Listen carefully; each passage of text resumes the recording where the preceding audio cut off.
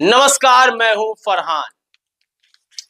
Iran और Israel के युद्ध के बीच में अब डोनाल्ड ट्रंप कहीं ना कहीं अपनी मध्यस्थता कर रहे हैं। वह युद्ध रुकवाना चाहते हैं, लेकिन युद्ध तब रुकेगा जब ईरान और इजराइल दोनों चाहेंगे। ईरान और अमेरिका के संबंध कभी अच्छे नहीं रहे पुराने समय से, लेकिन मौजूदा समय में भी ईरान और अमेरिका के जो संबंध हैं बिल्कुल भी सुगम नहीं है। उसी के चलते डोनाल्ड ट्रंप का कहना है ईरान से, अब यहां पर आप उल्टी बात समझिएगा। ईरान से वे कह रहे हैं कि इजराइल के साथ आप समर्पण कर दो। समर्पण?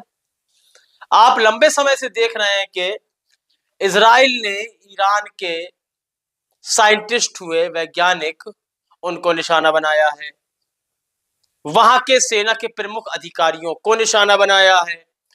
तो ईरान क्यों समर्पण कर दे? सबसे बड़ा सवाल है ये। जब वर्ल्ड ट्रेड सेंटर उड़ाया गया था, तब क्या अमेरिका ने समर्पण किया था कि चलिए खत्म कीजिए? अमेरिका अफगानिस्तान में लंबे समय तक डॉलर फूंकता रहा। अब समर्पण जाकर जो किया है वह आपकी मजबूरी है। ईरान प्रतिक्रिया कर रहा है, और प्रतिक्रिया करने वाला समर्पण नहीं करता, बल्कि समर्पण इजराइल को करना है।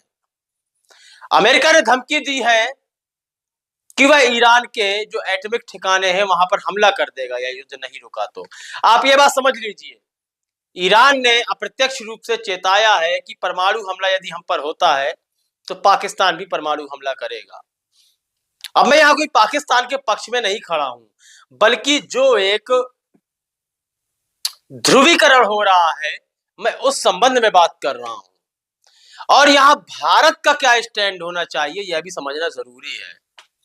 इजराइल के साथ तमाम यूरोपीय देश, तमाम से मतलब यह है कि उसमें कुछ छूटेंगे, जिसकी चर्चा हम किसी और कार्यक्रम में करेंगे।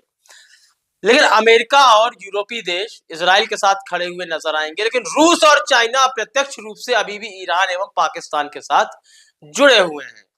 अगर यह स्थिति विश्व युद्ध तक पहुंच जाती है तो यहां पर भारत को एक पक्ष चुनना होगा।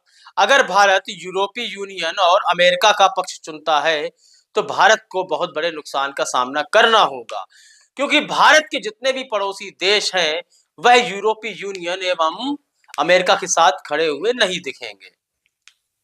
तो यहां पर यह स्थिति विश्व युद्ध तक पहुंच सकती है या नहीं पहुंच सकती है, यह सब निर्भर करता है अमेरिका पर, और यदि इजराइल किसी प्रकार का परमाणु हमला कर देता है या यह हमले रुकते नहीं है।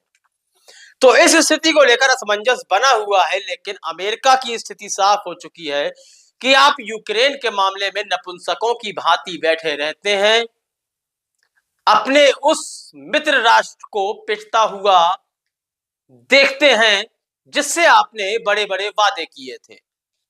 लेकिन आप ईरान के ऊपर क्यों हावी होना चाहते हैं, यह बात कुछ छिपी हुई नहीं है। लेकिन जिस तरह का एक पोल बन रहा है इस विश्व में, आप सब भी समझ रहे होंगे, उसको लेकर आपको क्या लगता है कि क्या यह स्थिति विश्व युद्ध तक पहुंचेगी? इस संबंध में अपनी राय कमेंट सेक्शन में अवश्य दें। कार्यक्रम पसंद आ रहा है तो लाइक करें। यदि किसी विशेष मुद्दे पर आप चाहते हैं कि मैं कार्यक्रम करूं तो वह भी आप कमेंट सेक्शन में लिख सकते हैं। तब तक के लिए इजाजत दीजिए।